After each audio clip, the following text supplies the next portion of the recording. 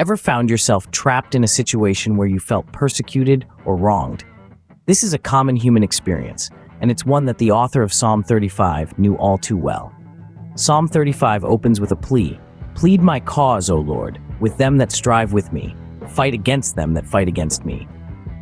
This line is a cry for justice, a call for divine intervention against those who cause harm.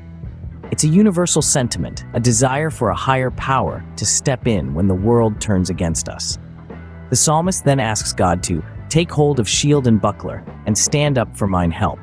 Here, God is envisioned as a warrior, a protector who stands up against adversity.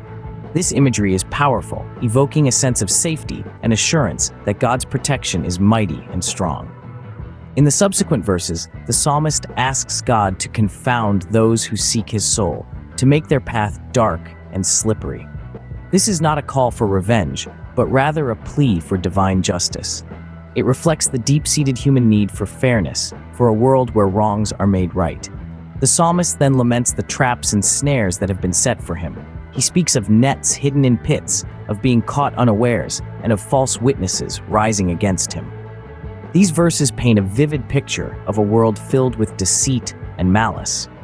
But in the midst of this, the psalmist finds joy in the Lord, his salvation. He rejoices in God's deliverance and praises him in the congregation. The psalmist doesn't shy away from expressing his pain and frustration.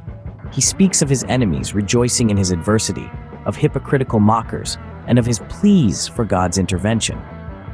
Yet, the psalmist also maintains an unwavering faith in God's righteousness and justice. He asks God to judge him according to his righteousness and to silence those who rejoice at his misfortune. Towards the end, the psalmist calls for those who favor his righteous cause to shout for joy and for his enemies to be clothed in shame. He ends with a pledge to speak of God's righteousness and praise all day long. In summary, Psalm 35 is a poignant cry for divine intervention in the face of adversity. It's a lament, a plea, a declaration of faith, and a song of praise all rolled into one. It speaks to our shared human experience of suffering, betrayal, and longing for justice. It reminds us that even in the face of adversity, there is a place for joy, for praise, and for unshakable faith. In the end, Psalm 35 is not just a psalm, it's a testament to the human spirit's resilience and the power of faith.